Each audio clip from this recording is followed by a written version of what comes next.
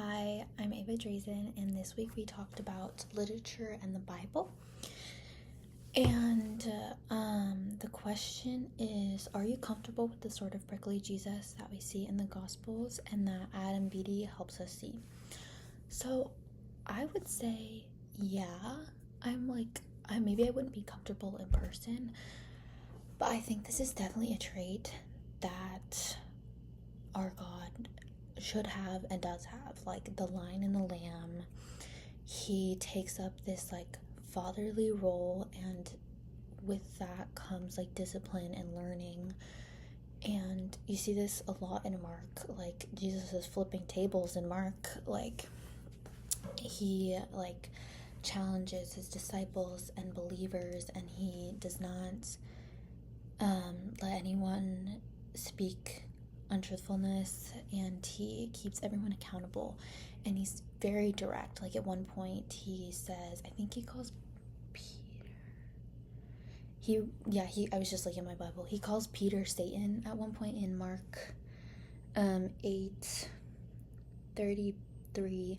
He says, get behind me, Satan. It's just very direct, and he won't take their crap. And I think Adam Beatty sort of has the same mentality in a way. I think my biggest example of this is when he is rebuking Arthur. Adam rebukes Arthur for talking to Hetty, having relations with Hetty and kissing Hetty, when Adam's had these feelings for Hetty this whole time. And I think he's super direct with Arthur. He gets straight to the point, and he tells him why, and Arthur is he tries to leave the conversation, and Adam's no, you have to listen to this, this is really important.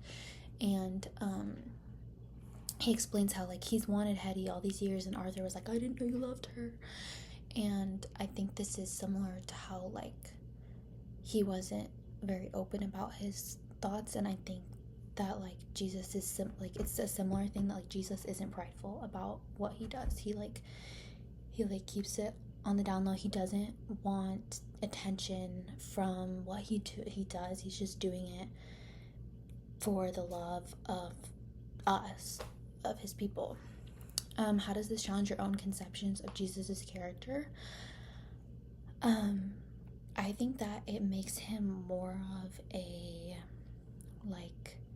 fatherly God. I think that if you didn't have discipline from the God that you believe in, it might not, it doesn't fit what constitutes religion. It's there's good and then there's bad, and then you get punished for the bad.